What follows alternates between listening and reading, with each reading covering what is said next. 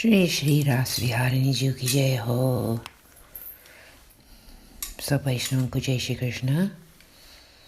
आज today is day 29, letter number 8 and verses 5 to 11.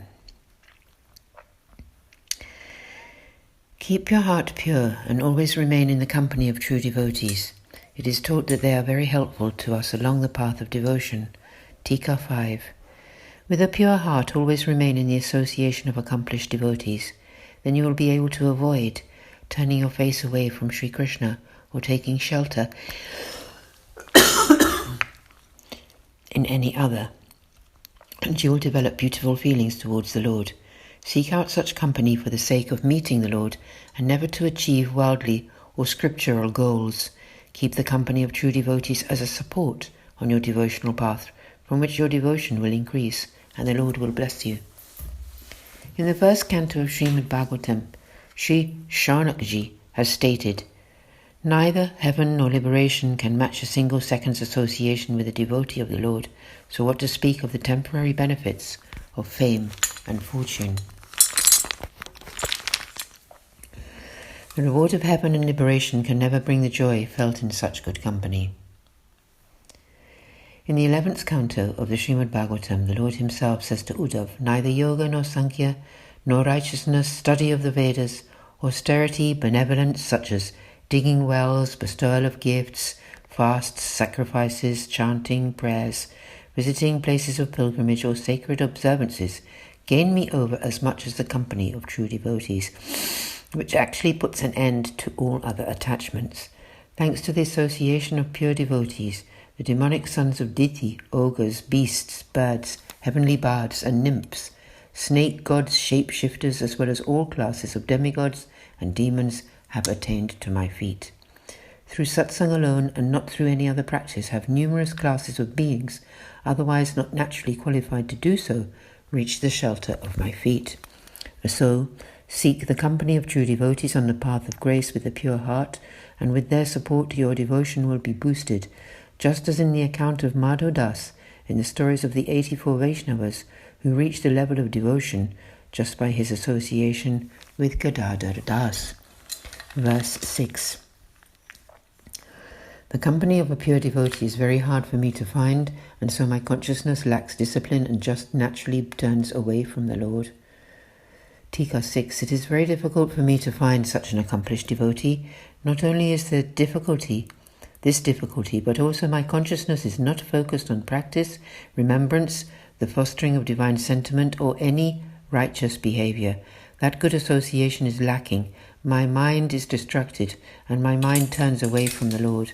There are two ways to please the Lord and get his blessing: focusing one's mind on him in the company of other devotees, and, if that is not possible, constantly recalling his divine pastimes. I can't find that association. My mind won't fix on any practice, and my heart is turning away from him. Now what should I do? Sri Hariraji humbles himself here for the sake of teaching the embodied souls. Verse 7. My heart is distressed because the devotees Bhagwan Das and Vrajapal have gone away from here for the sake of some work. Because of those two devotees, Bhagwan Das and Vrajapal, I have had to go away for some work, and I couldn't go with them. I'm very sad and missing their association. Verse 8. Although I am personally devoid of practice, whatever I do have is there by their grace alone, but that has also gone because of my lack of discipline. Tika 8. Those great souls have now gone away from me. From them I learnt that if I have love in my heart, then indeed their company, my service to the Lord, in fact everything is here in my home, has no reason to diminish. But I don't have love in my heart, and so have come to this dilemma. No, I have no love in my heart, but I do have the strength I would gain through their blessings, if they would be pleased with me. I cannot achieve worldly or scriptural success, and I fail in my duties as a householder. Moreover, I am extremely lacking in my divine service according to the path of grace, which would be pleasing to the Lord. So at the moment I am hopeless. Verse 9. In this situation, my only resort is to Sri Krishna, the remover of all sorrows, and so I remain without anxiety about this world or the next. Tika 9. I am devoid of any suitable practice or means, and my only way is to take shelter in Sri Hari. In his treatise Vivek Dharya Wisdom, Perseverance and Refuge, Sri Acharyaji has stated, if your worldly and scriptural concerns cannot be perfected, then always and in every way take shelter in Sri Hari.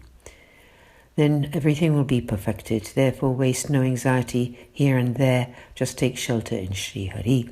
The Lord will accept you and make you his own.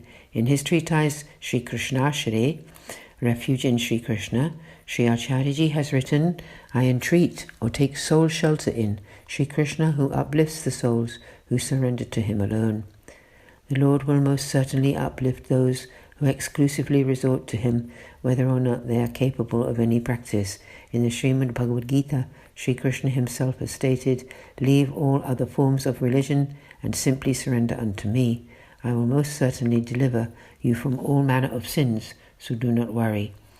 Make Sri Krishna your sole refuge and remain unconcerned about this and the world or the next. Verse 10. If by great fortune I should meet such a pure devotee who then knows, perhaps my consciousness would be restored. Tika 10. I am so sad without the company of a pure devotee. If ever an embodied soul has the great fortune to meet one, then their fate may not be to experience the Lord's pastimes, his service, or the meadows of the path of grace. Maybe, even then, those souls do not enjoy that good association, and they have to take many more births, and thus continue to suffer separation from the Lord. With these words, Sri Hariraji is making the statement that first, it is difficult for an embodied soul to find a pure devotee, and then, even if they do, their mind is not open enough to appreciate. If this be the case, perhaps that experience is not in their destiny, and they still have to wander around for many births, suffering separation from the Lord. Verse 11. How much more can I write? Although the Lord of my heart rests above my head, is constantly present and ready to bless me, an ocean of anxiety still swells in my heart because of my confused and distracted consciousness. Tika 11. I am overcome by anxiety when I see the nature and behavior of embodied souls, but to what extent should I write about this anxiety? For it fills my heart like an ocean, and how can that be written on paper? I am not capable of removing it. If my mind were capable, I would do something about it. I take strength from one single fact, and that is that the Lord of my heart rests above my head, and he will give me peace of mind through Sri Acharyaji's grace. To save my soul, the beloved Lord alone can pacify the ocean of anxiety that fills my head and my heart. In this way, Sri Hariraji describes how one can experience heartfelt separation from the Lord and thereby become absorbed in his love, and how one can realize his form through humility and surrender.